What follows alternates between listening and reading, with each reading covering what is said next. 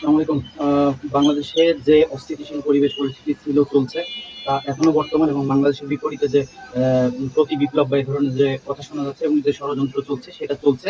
এবং এই ষড়যন্ত্রের মধ্যে আমরা দেখতে পাচ্ছি যে সরকারের মধ্যেই উপদেষ্টাদের মধ্যে হয়তোবা কেউ না কেউ ঢুকে গিয়েছে।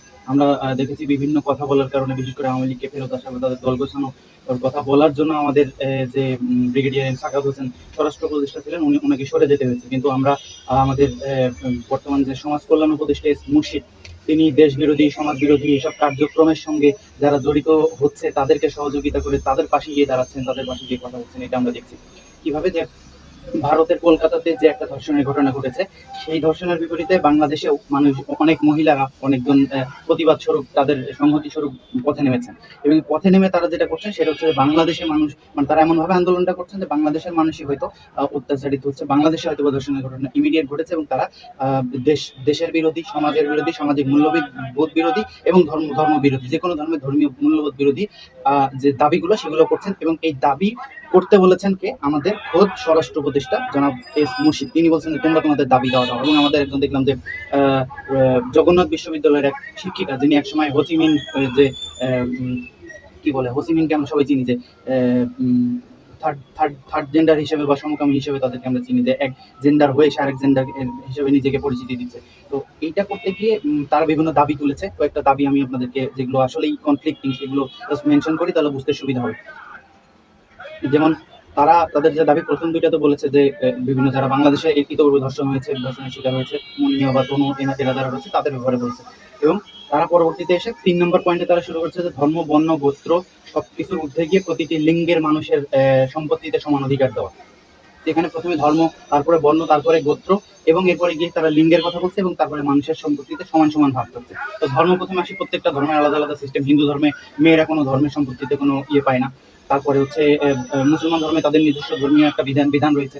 এবং সেখানে গিয়ে বর্ণ এবং গোত্রের কথা যেটা বলছে, সেটা হচ্ছে ভারত থেকে আমদানি করা, কেননা বাংলাদেশে বর্ণ গোত্র কিছু নেই। বর্ণ গোত্র শুধুমাত্র ইন্ডিয়াতে অবস্থিত। যে কাস্টিং সিস্টেম তাদের যেটা রয়েছে, যে শূদ্র, বৈশ্য, ক্ষুদ্র, এরকম বিভিন্ন ধরনের কাস্টিং, তার মধ্যে কাস্টিং, তার ভেতরে কাস্টিং, প্রচুর রকমের কাস্টিং, এটা তারা মেনটেন করে। এটা বাংলাদেশে নাই। আমরা যতদূর জানি বাংলাদেশে কোনো কাস্টিং বা বর্ণবাদ এরকম বিশেষ কিছু নেই। এটা তারা সামনে নিয়ে এসেছে। তারা লিঙ্গের কথা বলছে। লিঙ্গ বলতে তারা বোঝাচ্ছে, বাংলাদেশে আমরা বুঝি বাংলাদেশে দুইটাই লিঙ্গ, এটা পরিষ্কার। এক হচ্ছে পুরুষ, এক হচ্ছে নারী। এর বাইরে কোনো লিঙ্গ বাংলাদেশে নেই। তো এর বাইরে গিয়ে বাংলাদেশে অন্য কোনো লিঙ্গ প্রতিষ্ঠার চেষ্টা করা এবং তাদের জন্য সম্পত্তির যে অধিকার দাবি করা, সেটা আসলে কোনো দাবি না, এটা হচ্ছে দুর্বিসন্ধিমূলক একটা ষড়যন্ত্র মাত্র। কেননা সম্পত্তির লোভ তারা প্রথমে সবার উপরে তুলেছে। তাদের সম্পত্তির লোভ আছে জন্য তারা এটা সামনে দাবি নিয়ে এসছে। পরবর্তী হচ্ছে ইউনিফর্ম ফ্যামিলি কোড চালু এবং বাস্তবায়ন। এই বিষয়ে বিস্তারিত আমিও জানি না, এবং আমরা এটা জানার চেষ্টা করবো যে ইউনিফর্ম ফ্যামিলি কোড বলতে তারা কি বলছে। এরপরে ৫ নম্বরে তারা বলেছে যে সন্তানের অভিভাবকত্বের যে আইন, সেটা পরিবর্তন করে মেয়েদেরকে, নারীদেরকে সন্তানের অভিভাবক বানাতে হবে। তারা এইটা পরিষ্কার করেনি যে সন্তানের অভিভাবক যখন নারী হচ্ছে, তখন নারীকে ওই সন্তানের সকল দায়িত্ব দিয়ে নিতে হবে, সেটাও তাদেরকে দাবি করার দরকার ছিল। সেটা তারা দাবি করে। এবং সন্তানের অভিভাবক হিসেবে বাংলাদেশে যে কোনো ধর্ম, বর্ণ, গোত্র নির্বিশেষে, তাদের ভাষাতেই বলছে, নির্বিশেষে কোনো পুরুষ বা সন্তানের বাবা, এরপরে বাবার পরে গিয়ে মুসলমান ধর্মে যেটা হয় যে সন্তানের বাবার পরে তার চাচা, মামা, এ ধরনের তার ভাই, পুরুষরা এই দায়িত্বটা নেয়। তো নারীরা এই দায়িত্ব নিতে চাইছে, দায়িত্ব তাদের ফাইন্যান্সিয়ালি এতেও নিতে হবে, সেটাও তারা যেন মনে রাখে। এটা বিষয়। এরপরে ২০০৯ সালে হাইকোর্ট নীতিমালা অনুযায়ী প্রতিটি শিক্ষা প্রতিষ্ঠানে তারা যৌন নিপীড়ন বিরোধী কমিটি এবং সেল গঠন করার কথা বলছে। তো এই কমিটি এবং সেল গঠন করে তারা যে মানুষের উপরে পাওয়ার ট্রিপ খাটাবে না, সেটারই প্রথম প্রশ্ন এটা, যে তারা যে কাউকে ফাঁসিয়ে দিয়ে বলবে যে যৌন নিপীড়ন করছে এবং তাদেরকে এখানে সরিয়ে দিতে হবে, বা তাদেরকে তাদের কাছ থেকে বিভিন্ন বেনিফিট নেওয়ার চেষ্টা করবে, যে কেউ তারা প্রত্যেকটা শিক্ষা প্রতিষ্ঠানে হিসাবের কোনো দরকার আছে বলে তো মনে হয় না। কেননা রাষ্ট্রীয়ভাবে এই জিনিসটা ব্রড স্কেলে এই জিনিসটা মেনটেন করা হয়, যৌন নিপীড়ন বিরোধী। ছোটখাটো দুই একটা স্কেলে ইয়ে হয়, কিন্তু যারাই এই বিষয়ে বাংলাদেশে স্ট্রিক্ট আইন আছে, নারী নির্যাতন বিরোধী, যৌন নিপীড়ন বিরোধী স্ট্রিক্ট আইন আছে, এবং এর বিরুদ্ধে যে কেউ সামান্যতম অভিযোগ পাওয়া মাত্র তাদেরকে গ্রেপ্তার করা হয় এবং শাস্তি দেওয়ার ব্যবস্থা করা হয়। তো এখানে এই ধরনের সেল প্রত্যেকটা স্কুল, কলেজে, শিক্ষা প্রতিষ্ঠানে তো আমাদের দরকার হওয়ার কথা না। এবং যদি সেটা করে তারা সেটা অন্যভাবে দাবি করার কথা ছিল। যাই হোক, এই বিষয়ে আরো বিস্তারিত আলাদা আলাদা করে আলোচনা করা যাবে। আমি জাস্ট পয়েন্ট আউট করছি মাত্র, যে তারা কি দাবি করছে, এবং সেখান থেকে আপনারা বুঝে নেওয়ার চেষ্টা করেন যে আসলে তাদের দাবির সঙ্গে যে তারা যে আন্দোলন করছে, যে কলকাতার আন্দোলনের সঙ্গে সংহতি প্রকাশ করছে, সেটার সঙ্গে এই দাবিগুলোর সম্পর্কটা কি, মূলত পয়েন্ট আউট করার চেষ্টা এটা। এরপরে হচ্ছে তারা বলছে নারী, আদিবাসী, খুব ইয়ে করে খেয়াল করে, নারী, আদিবাসী, প্রতিবন্ধী ও ভিন্ন লৈঙ্গিক পরিচয়ে মানুষের প্রতিনিধিত্বের জন্য যৌক্তিক অনুপাতে কোটা বরাদ্দ দিতে হবে। এই এই শব্দটা ব্যবহারের পরে আর এদের দাবির কোনো মূল্য, যৌক্তিকতা কিচ্ছু থাকে না। কেননা কোটার বিরোধী আন্দোলন করতে গিয়ে তারপরে সে আন্দোলন স্বৈরাচার পতনের আন্দোলনের রূপ নিয়ে বাংলাদেশ আজকে দ্বিতীয় স্বাধীনতা অর্জন করেছে। সেখানে পুনরায় কোটা চাওয়াটা ওই স্বৈরাচারের পদলেহন এবং ওই স্বৈরাচারের লেজুর ভিত্তি করে ওই স্বৈরাচারের ভূত পুনরায় দেশে টেনে নিয়ে আসার যে চেষ্টা, সেটা করা হচ্ছে। কোটা শব্দটা উচ্চারণ বাংলাদেশে নিষিদ্ধ করা উচিত। কোনো ক্ষেত্রে, কোনো মাধ্যমে, যে কোনো পদ্ধতিতে, কোনোভাবে কোনো কোটা বাংলাদেশের কোনো জায়গায় কোনোভাবেই অ্যাক্টিভ করার সুযোগ বা দাবি তোলার সুযোগ দেওয়া উচিত না। এরপর আসেন একই পয়েন্টে তারা বলছেন নারী, আদিবাসী, প্রতিবন্ধী এবং ভিন্ন লৈঙ্গিক পরিচয়। আদিবাসী বলতে বাংলাদেশের একমাত্র আদিবাসী হচ্ছে বাঙালিরা। বাংলাদেশের বাঙালিরা হাজার হাজার বছর ধরে এই দেশে বসবাস করছে। পাহাড়ে থাকা যাদেরকে তারা মেনশন করছে যে ক্ষুদ্র নিগোষ্ঠী, তারা উপজাতি, তারা কোনো আদিবাসী না। বাংলাদেশের মাটিতে একমাত্র আদিবাসী বাঙালি, বাংলাদেশের বাঙালিরা। এটা আমাদেরকে মনে রাখতে হবে। এর বাইরে কেউ যদি কাউকে আদিবাসী দাবি করার চেষ্টা করে তাহলে তার দুর্বিসন্ধিমূলক উদ্দেশ্য আছে বলে এটা ধরে নিতে হবে আমাদেরকে। সো আদিবাসী বলে কিচ্ছু নেই, যাদেরকে তারা আদিবাসী বলছে তারা উপজাতীয় ক্ষুদ্র নিগোষ্ঠীর লোকজন। এর বাইরে বাকি সবাই বাংলাদেশী। আদিবাসী বলে শুধুমাত্র যদি কেউ থাকে সেটা বাংলাদেশী না। ভিন্ন লৈঙ্গিক পরিচয় বলতে তারা ওই ধরনের নারী এবং পুরুষ নামে যে লিঙ্গ দুইটা আমরা জানি এবং এটাই বাংলাদেশে স্ট্যাবলিশ, সারা দুনিয়াতে স্ট্যাবলিশ। এর বাইরে তারা যেসব লৈঙ্গিক পরিচয় তৈরি করার চেষ্টা করছে, যে কেউ বলছে আমি কুত্তা হয়ে গেলাম, সে কুত্তা, সে নিজেকে কুত্তা দাবি করলে সে কুত্তা, একজন পুরুষ নিজেকে মহিলা দাবি করলে সে মহিলা হয়ে যাচ্ছে, এইটা হওয়ার কোনো সুযোগ নেই। এবং এই ধরনের লৈঙ্গিক পরিচয়ের যে আলাপ তারা তুলছে, এটাকে কঠোর হস্তে প্রতিহত করা খুবই জরুরি। এদেরকে এখনই থামাই দেওয়াটা খুবই জরুরি। এপার্ট ফ্রম কোটা বরাদ্দের যে আন্দোলন বা দাবি তারা করছে, কোটা আন্দোলনের পরবর্তী সময়ে তাদেরকে এর জন্য হলেও বিচারের মুখোমুখি করা উচিত, তাদেরকে আইনের আওতায় নিয়ে আসা উচিত।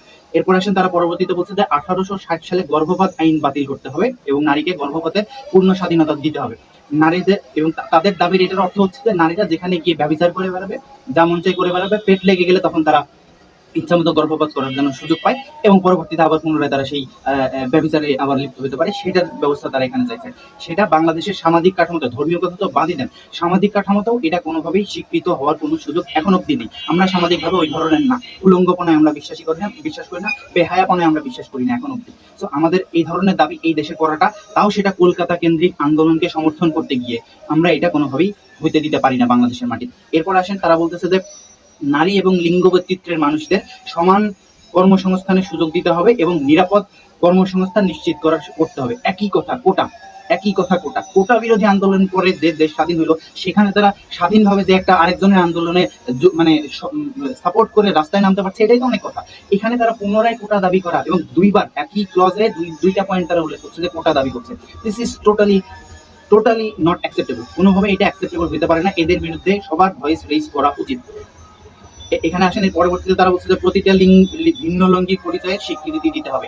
একই কথা, যে আবার লিঙ্গ বৈচিত্র্যের কথা বলছে এবং ভিন্ন লৈঙ্গিক পরিচয়ের স্বীকৃতি তারা চাইছে। তার মানে কি, বাংলাদেশে আমরা দুইটা জানি যে বাংলাদেশে পুরুষ এবং নারী, এর বাইরে কোনো লিঙ্গ নেই, থাকার কোনো সুযোগ নেই। এরপরে তারা আবার তাদেরকে লৈঙ্গিক পরিচয় এই ওই বলে স্বীকৃতি দাবি করার চেষ্টা করছে। আজান দিচ্ছে, আমি কথা শেষ করে দিই। তো এরপরে আসছেন সব ধরনের লৈঙ্গিক বৈষম্যকারী আইন বাতিল করতে হবে। এই একই কথা, যে মানে যে ইচ্ছা, যত হাজার হাজার লিঙ্গ ইচ্ছা তো এখানে এস্টাবলিশ করবে, এইটাতে বাধা দেওয়া যাবে না। এই ধরনের আইন বৈষম্যকারী, তাদের এটাকে বাতিল করতে হবে। একই কথা, তাদের মোট পয়েন্ট হচ্ছে তিনটা, যে এক হচ্ছে লিঙ্গ, এক হচ্ছে কোটা, আর এক হচ্ছে আদিবাসী। এবং এই আদিবাসী বলতে গিয়ে তারা দাবি করছে যে বাংলাদেশের আর্মি নাকি আদিবাসী বা উপজাতি যারা আছে তাদের ধর্ষণের সাথে জড়িত। তাদের কাছে কিন্তু কোনো প্রমাণ নেই। যে প্রমাণ আছে, তনুকে নিয়ে যে প্রমাণ আছে যতটুকু, সেটা ক্যান্টনমেন্টে পাওয়া গেছে, কিন্তু তাকে রেপ করার জন্য অন্যরা দায়ী। যে মুনিয়ার কথা আমরা জানি, সে হচ্ছে বড় বিজনেসম্যান, বাংলাদেশের সবচেয়ে বড় মানে মাফিয়া, বিজনেসম্যান না, সেও স্বৈরাচার মাফিয়া। তো তাকে ছাড় দিয়ে, ছেড়ে দিয়ে, টাকা পয়সা দিয়ে করে তারা কিন্তু সে সময় চুপ ছিল, কোনো কথা বলেনি। এখন তারা বলছে কেন? তাদের দুর্বিসন্ধিমূলক উদ্দেশ্য আছে। এরপরে আসেন হচ্ছে বিচার বিভাগের স্বচ্ছতা এবং জবাবদিহিতার তারা কথা বলছে, এটা ভালো, এটা সবাই চাইছে, এটা অস্বাভাবিক কিছু না। এর লাস্টে তারা যেটা বলছে, আন্তর্জাতিক চুক্তি মেনে রাষ্ট্রের সব পর্যায়ে নারীর 33% অংশগ্রহণ নিশ্চিত করতে হবে। আবারও তারা কোটা চাইছে। কোটা, আমি আবারও বলছি, কোটা বিরোধী আন্দোলনের যে মানুষ প্রাণ বিলিয়ে দিল, হাজার হাজার মানুষ যে নিজের জীবন দিল শুধুমাত্র কোটা বিরোধী আন্দোলন করতে গিয়ে, এবং এখানে হাজার হাজার লোক আহত হয়ে আছে, অনেকে গুমের শিকার, অত্যাচারের শিকার। এরপরে গিয়ে আমরা স্বৈরাচার সরকারের পতন করতে পেরেছি, কিন্তু এরা পুনরায় এসে এখানে কোটা দাবি করছে। এরা সেই আওয়ামী ভূতের আওয়ামী ভূতের পাখা গজিয়েছে তাদের মধ্যে, আওয়ামী ভূতকে তারা বহন করে এখানে নিয়ে আসছে এবং পুনরায় রিস্টাবলিশ করার চেষ্টা করছে। এদেরকে আপনাদের প্রতিহত করতে হবে, এদেরকে এই সমাজ কল্যাণ উপদেষ্টাকে দ্রুত সরিয়ে দিতে হবে তার এই ধরনের হ্যান্ডেস কার্যক্রমের জন্য। এই ধরনের কার্যক্রমে তাদের সেখানে গিয়ে তাদের সঙ্গে সংহতি পূরণের সংহতি জানানোর জন্য, এই ধরনের দাবি তাদের কাছ থেকে গ্রহণ করার জন্য অবশ্যই স্বরাষ্ট্র উপদেষ্টা, সমাজ কল্যাণ উপদেষ্টাকে সরাই দিতে হবে, যেভাবে স্বরাষ্ট্র উপদেষ্টাকে আওয়ামী লীগকে রিইনস্টল করার জন্য, করতে বলার জন্য সরাই দেওয়া হয়েছে। এটা আমাদের শেষ দাবি এবং সর্বোচ্চ চূড়ান্ত দাবি হওয়ার কথা। কেন তিনি ওখানে গিয়ে বলছে যে তোমরা বলো, আমি ঝাঁপাই করবো, আমি রাষ্ট্র কাঠামো ব্যবহার করবো, আমি নিরাপত্তা দিতে তোমাদের পারি নাই, তোমরা নিরাপত্তাহীন, আমরা জানি। বাংলাদেশে ম্যাক্সিমাম মানুষ সর্বোচ্চ নিরাপত্তা যতটুকু সম্ভব ভারতের থেকে অনেক ভালো নিরাপত্তা বাংলাদেশের মানুষ পায়। এত খারাপ পরিস্থিতির মধ্যেও বাংলাদেশের মানুষ নিজেরা নিজেদের নিরাপত্তা নিশ্চিত করছে। যে কটা ঘটনা ঘটে সেগুলো আইন শৃঙ্খলা পরিস্থিতিকে স্ট্রং করলে আমাদের এই ধরনের জিনিসগুলো অনেক কমে আসবে। কেননা বাংলাদেশের মানুষ সচেতন, বাংলাদেশের মানুষ অনেক বেশি শিক্ষিত, অনেক বেশি বোধ সম্পন্ন। এমন না যে বাংলাদেশের মানুষ একটা রেপের ঘটনা শুনে ওই রেপের ভিডিও দেখার জন্য গিয়ে সার্চ দিচ্ছে, যেটা ইন্ডিয়ানরা করছে। শুধুমাত্র ইন্ডিয়াতে দেখবেন যে ডাক্তাররা এই বিষয়ে এই প্রতিবাদ করছে, কিন্তু প্রতিবাদ কিন্তু আমরা সাধারণ ইন্ডিয়ান জনগণকে করতে দেখছি না। এই ধরনের ধর্ষণের ঘটনা তাদের কাছে খুবই স্বাভাবিক এবং তারা এটা ঘটতেই পারে, তাদের ধারণা। ওই ধরনের নিচু মন মানসিকতা নিয়ে আমরা বড় হই নাই, আমরা বাংলাদেশিরা ওই ধরনের ছোট মন মানসিকতা না। ফলে এই ধরনের ছোট মন মানসিকতা যারা ওই দেশ থেকে বহন করে এখানে নিয়ে আসতে চাইবে তাদেরকে প্রতিহত করতে হবে, এবং যারা এই ধরনের গরব পোস্টে থাকবে, সমাজ কল্যাণ উপদেষ্টা যিনি রয়েছেন এস মুর্শিদ, তাকে সরিয়ে দেওয়ার ব্যবস্থা করতে হবে। ধন্যবাদ।